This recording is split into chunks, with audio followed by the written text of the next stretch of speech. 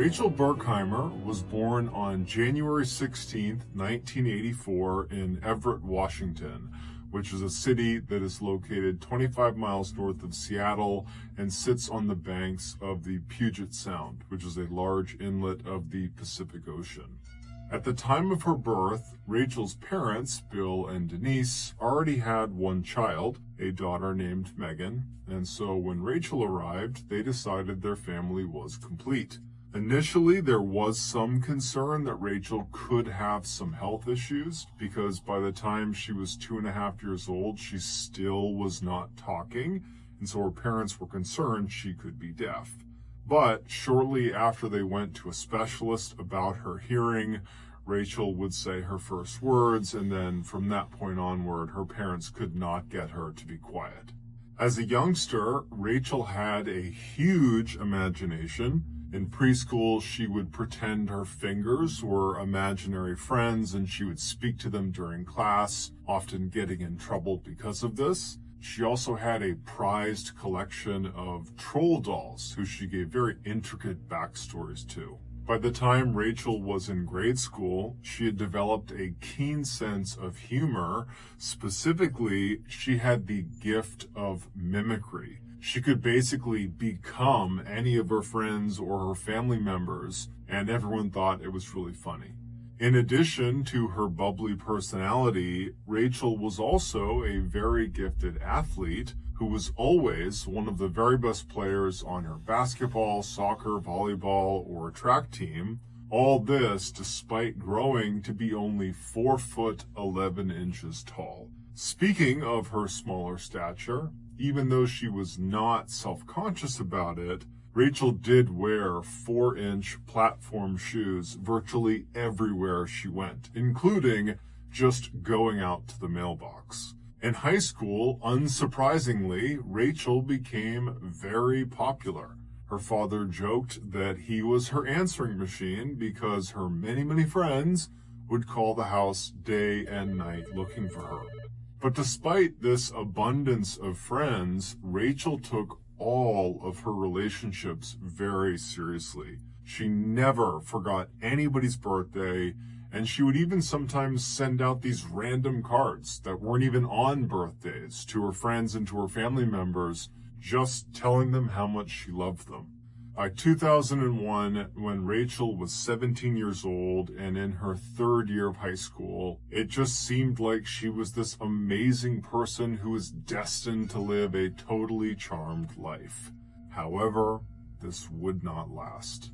Of all of her friends, Rachel's best friend was an 18-year-old boy named Corey Haynes. She had met him when they were young, and they had quickly become soulmates, at least according to their families. However, their relationship was not a romantic one. It was more of a brother-sister style relationship. They spent nearly all of their time together, and in the rare times they were not together, they could always be found speaking on the phone. In the summer following Rachel's 3rd year of high school, Corey was riding in a car with 3 other students from his and Rachel's school. Rachel was not with them. And at some point, the driver of the vehicle lost control of it and started to flip off the road. And when it finally came to a stop 100 feet away from the road, Corey and one of the other student passengers, a 17-year-old named Levi Whiting, were both unfortunately deceased. When Rachel heard the news about this crash, she fell apart. Not only was Corey literally her best friend in the world, but she was also very close with Levi as well. And so over the rest of that awful summer, Rachel spent most of her time crying in her bedroom, looking at pictures of her and Corey and her and Levi. Her older sister, Megan, would say that Rachel was just beyond heartbroken. It was like all of the joy and happiness that normally characterized her was just gone. Finally, that summer did come to an end, and it was time for Rachel to return to Marysville Pilchuck High School. to begin her fourth and final year. Her family hoped that finally being around some other students again would help heal her and help her move on. But unbelievably, over the course of that school year, 4 more students, all of whom were friends with Rachel, would die. There was a suicide, there was a drowning, a hit and run, and an accidental shooting. It was like the school was cursed. By the second half of that school year, Rachel, like many other students at the school, had become deeply depressed. The trauma of losing so many people close to her had just crushed her spirit. When her grades, which were normally quite good, began to decline dramatically, her parents pulled her from the high school and enrolled her in an alternative high school. They also began sending her to grief counseling. But not long after joining this alternative high school did Rachel drop out, so she did not get her high school diploma. Her parents were not happy about this decision, but they did understand their child's life had been completely disrupted in a catastrophic way over the past year. I mean, the trauma she had experienced already as this young person was more than what most adults would experience in their entire lifetime. And so they honored their daughter's decision to drop out, and they just gave her some space to try to figure out what she wanted to do next. After dropping out of school in the spring of 2002, Rachel got a job at a local pizza and pasta shop in town, but after only a couple of months, she quit. She did pick up some hours babysitting that summer, but for the most part, she spent her time just sitting in her room, alone and sad. Then one day, her father looked at the family's phone bill and saw it was significantly higher than normal. When he reviewed all of the individual charges, he saw there was one that really stood out to him. There were dozens and dozens of collect calls that had been placed from an inmate at a correctional facility. When he confronted his daughter about these calls, she would tell him that yes, she was speaking to an inmate at a correctional facility, and his name was John Anderson. He was 20 years old. He went by Diggy, that was his nickname, and that she and Diggy were in this sort of new romantic relationship. She told her father that she had met Diggy a year earlier at a high school party. This was before he was sent to jail on drug and burglary charges, and he had been very interested in her at the time, but she wasn't interested in him. Despite the rejection, though, Diggy continued to pursue Rachel well after this party, but it wasn't until a year later, when she had dropped out of high school, that she finally decided to give him a shot. Rachel would tell her father that Diggy, despite being a convicted criminal, was very misunderstood. He was actually a very nice guy who just had a troubled past, and that was why he kept getting in trouble with the law. Her father did not approve and was very worried about his daughter, but he wanted to be supportive and felt like he didn't really know the whole situation, and so he just told her, please just be careful. Not long after this father-daughter talk, Diggy got out of prison, and so Rachel, who had spent the better part of the last year shut up in her room, was now suddenly going out all the time to see him and his group of friends. It's important to understand here that Diggy and his group of friends were in reality just a group of petty criminals and drug dealers for the most part. However, they thought of themselves as a full-fledged, organized criminal gang, and they were very proud of it. And they even referred to themselves as the Northwest Mafia. And Diggy was very clearly their leader. Quickly, it became apparent to Rachel's family that a big part of, quote, spending time with Diggy and the Northwest Mafia was partying and doing drugs and drinking alcohol.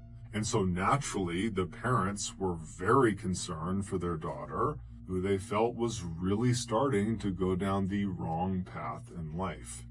So over the next couple of months, Rachel's parents and her sister all tried to gently convince Rachel to stop spending so much time with Diggy and his crew because they were a totally bad influence on her. But Rachel was adamant that Diggy and his crew was making her happy, and that right now that was what she needed, that she needed to be around them, that they were really just awesome people, and that you gotta trust her.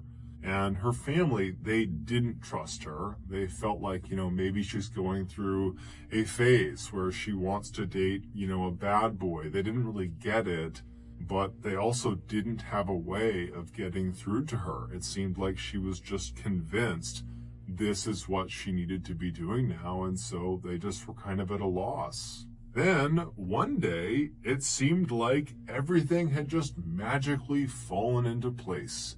It was on a sunny morning in late July of that year. Rachel's father was outside working on his garden when his daughter, Rachel, suddenly appeared looking happier than she had in a long time.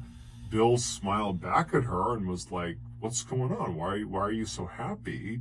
And she would tell him that she had a plan. She was going back to school and she was going to become a medical technician. And she was just absolutely beaming as she's telling him this news. When she was asked what had brought about this incredible change, she explained that she had recently made a new friend who was encouraging her to do this. She said his name was Maurice Rivas. He was 18 years old like she was, and he was a part of the Northwest Mafia. She told her dad that she had previously interacted with him when she first started seeing Diggy a few months earlier, but she had never really had a real conversation with him. She'd only just kind of waved and said hi whenever they were at gatherings together. But a few days earlier, when she was at a Northwest Mafia party, she and Maurice just kind of happened to find themselves alone, and so they struck up a friendly conversation.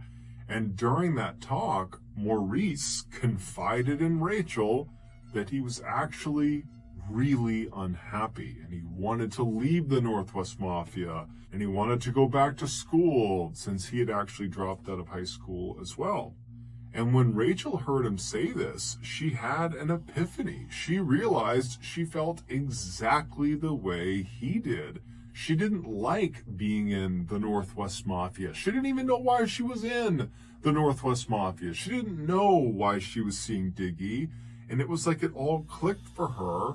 And so she confided in Maurice, this guy who she barely knew. She said, "You know what? I feel the same way. I don't want to spend time with these people. I want to go back to school."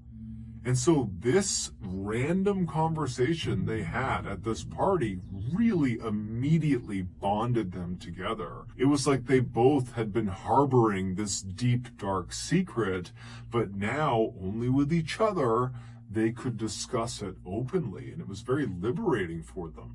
And so by the end of this first real conversation they had had, the pair had promised each other that they were going to get out of the Northwest Mafia, they were going to go back to school, they were going to clean up their acts, they were going to fix their lives, and they were going to do it together. They were going to support each other and have each other's back. Rachel would even joke with her father that they were already talking about, when they went back to school, that they would go to senior prom together, although she assured her dad that their relationship was totally platonic. This was not a romantic thing.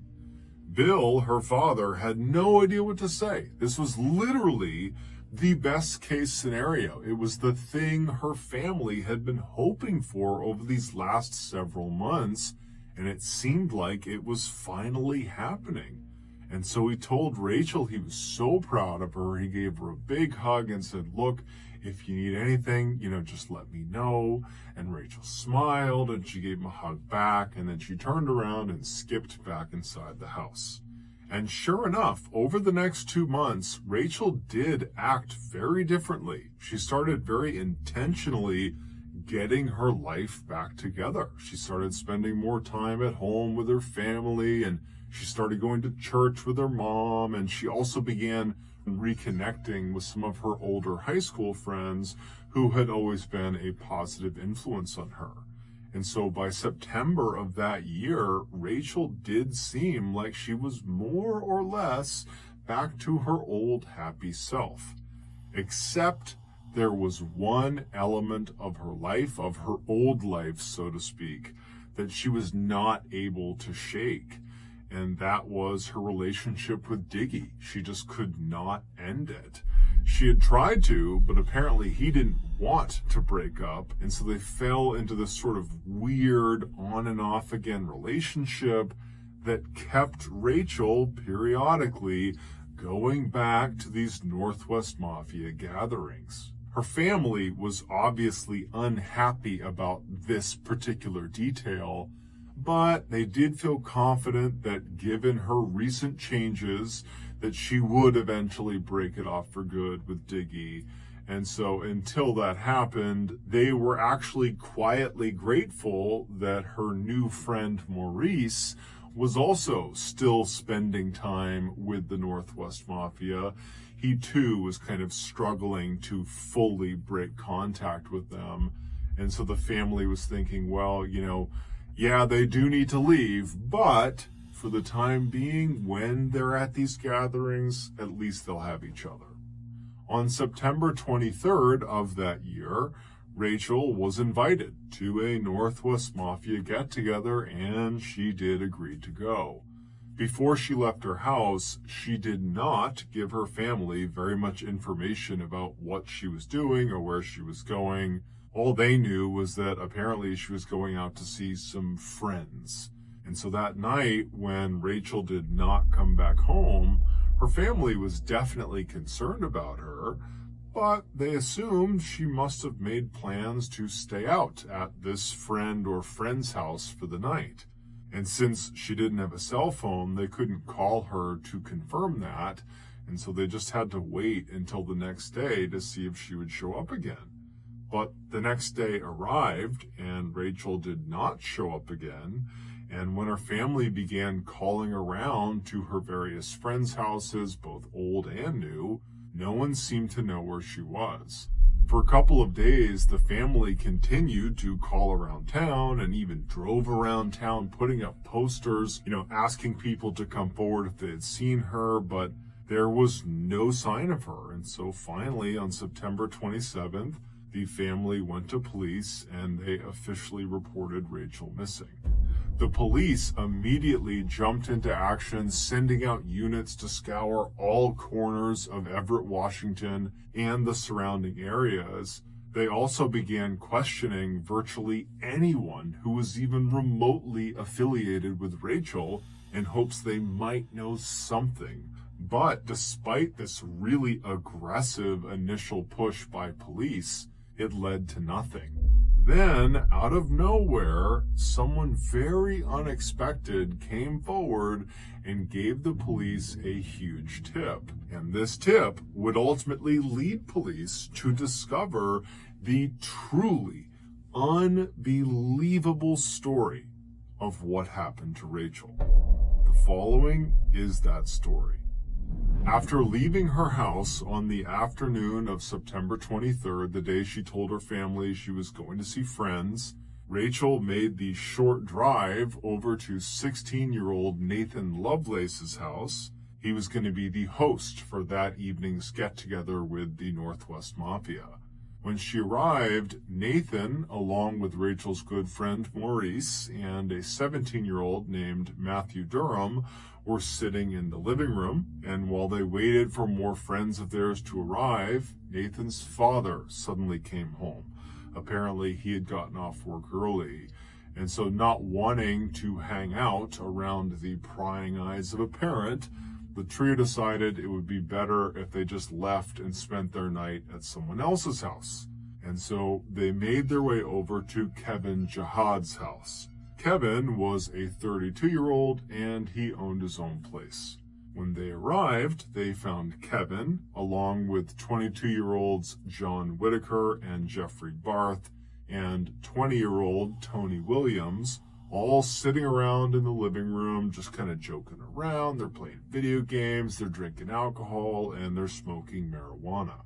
Rachel, along with Maurice, Nathan, and Matthew, just took up spots on the couch right near the entrance to the room, and before long, they were joking around and having a good time too. At 4 p.m., Rachel's on-again, off-again boyfriend, Diggy, stormed into Kevin's living room looking furious. Without warning, he punched two of the guys sitting nearest Rachel, and then he pulled out a gun and he began aiming it wildly around the room. And this instantly silenced the group because no one knew what he was on about. And Rachel, who's sitting right near the door, she does not want to be part of this, and she's thinking this has nothing to do with me. And so she decides she's going to get up and kind of slip out and let them deal with Diggy and whatever is going on in here. And so she stands up, trying to be as quiet and small as she can, and she begins edging towards the door. But in order to fully leave the living room and escape this situation, she would need to walk right past Diggy, who was standing in the doorway. And as she got closer to him, about to make that move out of the room, Diggy seemed to notice her. And he put his gun down, and he turned to face her, and then he turned his whole body so he was squared up with Rachel, as if he was getting ready to fight her. And then Rachel just kind of tried to make herself as small and as timid as she possibly could, and she tried to just slip past him. But right as she did, Diggy reached out with his left hand and he grabbed her scalp. He grabbed her hair, and then he wound up and he blasted her in the face with his right hand. And then with his left, he kind of chucked her back into the room she had just tried to escape from. And then the worst night of Rachel's life would begin. As soon as she hit the floor in that room, she tried to scramble back to her feet, but before she could, she was getting punched and kicked by Diggy and several other of her friends who had just been sitting in the room joking around with her, and then the others who were in the room who were not actively participating in beating her, which included Maurice Rivas. They sat there idly doing nothing while Rachel screamed for their help. When her screams got so loud, Diggy was concerned the neighbors would hear her. One of the idle onlookers in the room, 20-year-old Tony Williams, simply turned the music up to drown her screams out. After a few horrible, violent minutes, Diggy told the others to stop. At which point, he reached down and he grabbed Rachel's hair again and dragged her out of the room. And then he dragged her across the kitchen floor and through a door that led into the garage. Once she was inside the garage, he jammed a dirty sock into her mouth and he covered her mouth over with duct tape. And then he bound her wrists and her body with rope. And then once he was certain she could neither make any noise or go anywhere, he pushed her over so she was laying on her side, all bound up, and then he just left. He went back into the house and back into the living room with the others. What Rachel was not aware of was this entire night was a setup. Diggy was furious with her, most likely due to a combination of rage that she had tried to break up with him and just jealousy that she was now showing affection to other men in the group, such as Maurice and a few others. And so Diggy had ordered the other members of the Northwest Mafia to help put her in her place. It was unclear exactly what he meant by this, but all of the Mafia members knew this meant physically harming Rachel in some way, and they agreed to it. Originally, the plan had been to lure her to Nathan's house under the false pretenses of just a normal night hanging out with some friends, and then at some point, Nathan, Matthew, and her close friend Maurice would abduct her and bring her to Diggy for whatever else he had planned for her. But Nathan's dad had come home early before they could enact their plan.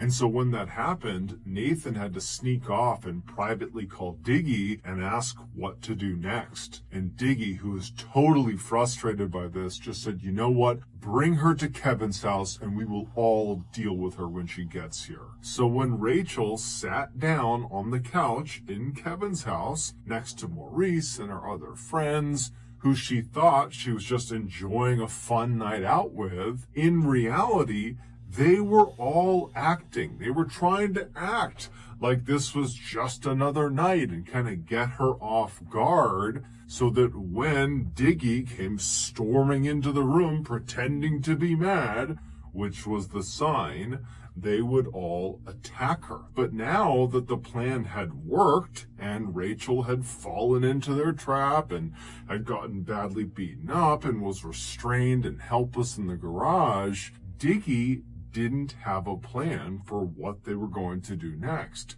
So instead of doing anything, the 8 guys who had just beaten up and restrained Rachel just simply went back to doing drugs and drinking and playing video games in the living room. Then, a few hours later at 9 p.m., Kevin's girlfriend, Trissa Connor, she came home, and when she did, she entered the house through the garage. And when she saw Rachel laying on the ground, restrained, badly beaten up, her left eye is totally swollen, she ran over to her because, one, she actually didn't know who Rachel was. So this is just a random girl in her garage that's beaten up and restrained. And so she runs over to her, she rips the tape off of her mouth, she pulls the sock out, and right away, Rachel is pleading with her to let her go, she won't tell anyone. And Trissa is totally confused because she really has no clue what's going on. She was not a part of the plan to harm this girl. And so Trissa just instinctively runs into the house. She does not make any contact with the guys in the living room. She goes straight into the kitchen and she gets a knife. And then she runs back into the garage and she begins cutting through all of Rachel's restraints to free her. But before she could finish the job, Diggy apparently had heard the commotion of Trissa coming in and heard her running around the house. And so Diggy comes storming into the garage. He sees what Trissa is doing. He runs over and he grabs her hands and he physically stops her from freeing Rachel. And then he threatens Trissa that he's going to harm her if she lets Rachel go. And so Trissa, amazingly, at this point, despite clearly seeing something very bad is happening to this girl, instead of continuing to try to fight this and figure out what's going on and maybe try to help this girl, she just gets mad at Diggy and says, I don't want this in my house. What are you doing? I don't want this girl in my house. You know what? I'm going to call the cops if you don't get rid of her. Meaning, I don't care what you do with her, but I don't want this in my house. I don't want to be involved with whatever this is. And then she promptly begins to leave Rachel alone with Diggy. She starts walking away, and Rachel, she's heartbroken. This was her way out. She was about to be let go, and now Trissa is leaving her behind. And so Rachel's begging her to come back. Please, you gotta let me go. But Trissa didn't listen. She walked into the house and shut the door behind her. And then Diggy, who was still in the garage, he just immediately turned around. He tied Rachel back up. He stuffed the sock back in her mouth.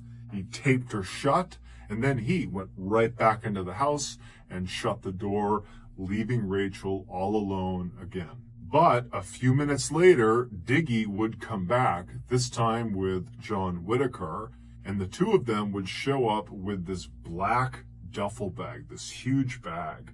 And they walk over to Rachel, who's now whimpering in the corner. She'd kind of pushed herself to the side. And they lifted her up and they forced her small body into this black bag. And then they zipped it shut. And while they did this, Matthew Durham, who had been in the living room, he had gone outside and gotten his red Jeep. and he had backed it up to the closed garage door. And then once Diggy and John had Rachel secured in this bag, they opened the garage door up and they put her in the back of the Jeep and they shut the Jeep's back door. And then Diggy ordered John, along with Matthew and Rachel's friend Maurice, who had just come outside, to just go drive around town with Rachel in the trunk until he, Diggy, figured out what they were going to do next. And so the trio hopped in the red Jeep and did what their leader told them to do. They began driving around Everett with Rachel in the trunk, and this whole time Rachel could clearly hear anything that was said inside of the vehicle, but apparently during this initial drive around, the trio didn't talk, so it's unclear if she understood who was actually with her. But eventually, during this drive around, one of the three young men in the Jeep got a call from Diggy, who told them he had his plan, so come pick him up. At this point, the trio decide, for whatever reason, to just dump Rachel somewhere, basically stash her somewhere in her bag, and go pick up Diggy. And then once they had Diggy, they would go back, they would get Rachel, and then they would figure out what they were going to do. They'd hear the plan that Diggy had in store. And so Matthew drove the red Jeep about 10 miles north of Everett to a quiet cul-de-sac in this suburban neighborhood. And then once the Jeep was stopped, Matthew and Maurice got out and they went around to the back of the Jeep, they opened it up, and they pulled Rachel out of the trunk and they walked her over and put her behind some big tree on someone's front property. Now, it's nighttime. This was not a well-lit up area. And so they thought by putting her behind this tree, she'd be out of sight of the road and, no one would see her. And they also decided that one of them would need to stay back and guard her to make sure she didn't escape or that nobody did accidentally find her. And they decided Maurice would be the one who would stay back and do that. And so after Rachel has been planted behind this tree, Maurice made his way over and he sat down next to her. And then Matthew and John, they just drove off in the Jeep to go get Diggy. And so once the Jeep had driven off, Rachel, who could clearly hear their discussions and she could hear the Jeep pulling off, she knows she is now alone with her good friend Maurice. And so this is her opportunity to plead with him to help her. And so as soon as she hears that Jeep is gone, she starts screaming through her gag on her mouth to try to get his attention, and it worked. Maurice quickly unzipped the bag and pulled her gag off, but he didn't untie her. And right away, Rachel, she is so upset, she's frantic, and she says to Maurice, "They're gonna kill me if you don't get me out of here. You have to free me." And Maurice was just very nonchalant. And he said, "Yeah, I think you're making a big deal about this. You're going to be fine. Just go along with it. It's not a big deal." But Rachel couldn't believe what she was hearing. And so she's saying, "Maurice, don't you get it? They are going to kill me. This is the chance. Let me out. Save me. You're supposed to be my friend. Let me go." But Maurice just continued to do nothing. He just kept telling her it wasn't a big deal. She was blowing this up out of proportion. And then at some point, Rachel, after quite a bit of time had passed, and now she's thinking, Diggy and the others, they're going to be back soon. And so she says to Maurice, "You know what? If they're going to kill me, I just don't want to be drowned. I'm terrified of being drowned. At least make them shoot me. Make it quick." And at this, Maurice just doesn't say anything. And instead, he reaches down and he grabs the sock and he puts it in Rachel's mouth.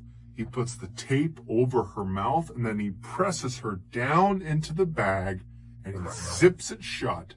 And then he waits for Diggy and the others to come back. And sure enough, just a couple of minutes later, Matthew, John, and Diggy returned in the Jeep to the cul-de-sac. They got out and they lifted Rachel up inside of the bag and they brought her back over and put her in the trunk of the Jeep, which now contained 4 new shovels. And then once the trunk was shut, all 4 men piled inside as well. And then Diggy told Matthew to head out to a particular off-roading spot he was familiar with. It was about 30 miles to the northeast. And over the course of this hour-long drive, Rachel could hear everything being said inside of this Jeep. And she would have heard all the details of exactly what Diggy had planned for her. And so she knows what's going to happen to her, but she can't do anything about it. She's just bound in the back of this Jeep. And so around midnight, they reached their destination, this off-roading site, which was basically this thick forest at the foot of a mountain near a small pond. And once they parked, the men got out, leaving Rachel in the trunk with the trunk shut, and they began walking around the back of the vehicle and started looking on the ground until Diggy said he had found a spot that he really liked, and it was about 10 or 15 feet behind the vehicle. And so once this spot was identified, the men walked back to the Jeep, they opened up the trunk, and they left Rachel, but they pulled out their shovels. Diggy, John, and Matthew, they all took their shovels and walked to this designated spot on the ground, and they began digging, but Maurice didn't.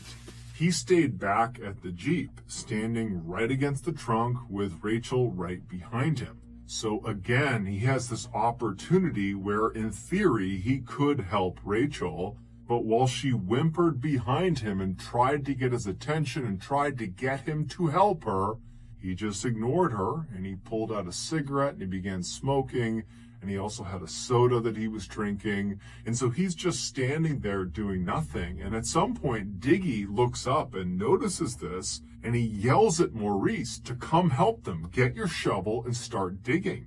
And so Maurice, reluctantly, puts a cigarette out, throws his soda can away, and then he grabbed the last remaining shovel, and then he walked away from Rachel and the Jeep over to this site, and he began to dig as well. For the next 30 minutes or so, Rachel, who's still in the trunk is open, she's still in the bag, she's forced to listen to the sound of these 4 people dig what sounds like a very sizable hole.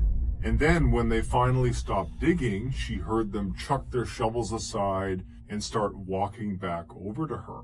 And when they reached her, they unzipped the bag and they pulled her out and they sat her down on the back of this Jeep. So she's kind of sitting, looking in the direction of this dig site.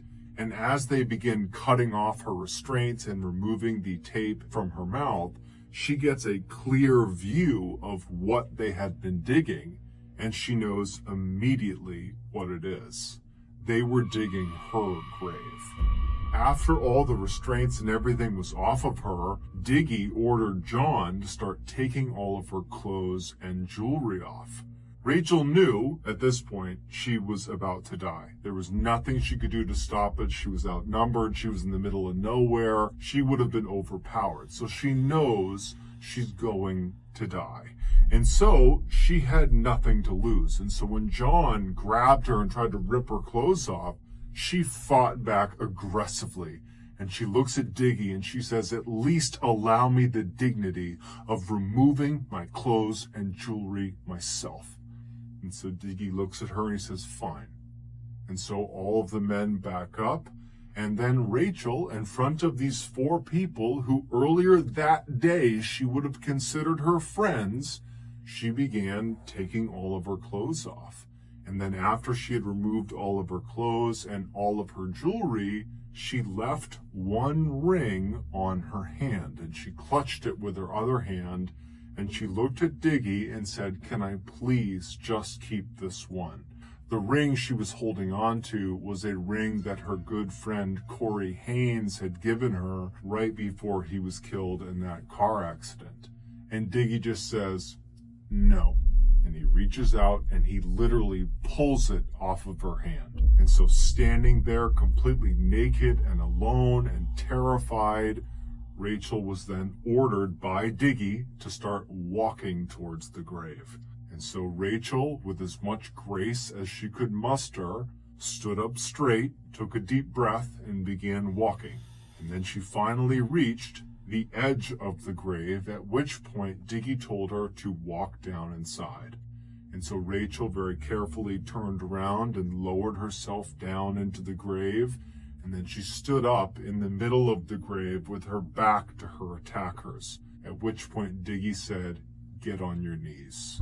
And so she did this, and as soon as she was down on her knees, she looked skyward and she pressed her hands together and put them right up against her chest, and she began praying. And as she's looking upward towards the sky, Diggy laughs at her and says, "Don't worry, you'll be up there soon."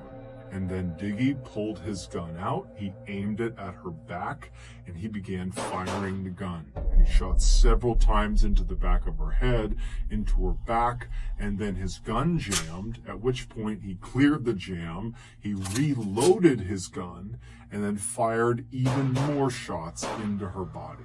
And then he put his gun away, and he, along with the other 3 men who had just witnessed this and participated in this, used their shovels to fill the hole back in, covering her up. Once she was buried, the men rounded up all of her things, along with the shovels and the murder weapon, and they chucked it into the nearby pond. Diggy made sure to crush the ring Rachel had said was so important to her before he threw it into the water. Then the men climbed back into the red Jeep and they drove back to Everett. And on the ride, Diggy would tell them that if they told anyone about what they had just done, he would kill them too. But just a few days later, after Rachel had been reported missing, the mother of Jeffrey Barth. Jeffrey was someone who had been at Kevin Jihad's house on the night Rachel was abducted, and he also played a role in her capture. His mother, Jeffrey Barth's mother, behind his back, went to police and told them that she thought her son knew something about Rachel's disappearance. And so the police, they rushed to Jeffrey and they interviewed him, and he would quickly say, "Oh, I don't know anything, but you should talk to Matthew Durham." Matthew, if you remember, was the driver the night Rachel was killed. He also helped dig her grave and he witnessed her murder. And when police spoke to Matthew, at first he refused to speak and tried to act tough, but when the police ratcheted up the pressure, he cracked, and he told them everything, including where to find Rachel's body. And as soon as it became clear the police had Rachel's body, every other member of the Northwest Mafia who had been involved in Rachel's murder rushed to speak with the police, because they were all trying to save themselves by blaming the other people in the group.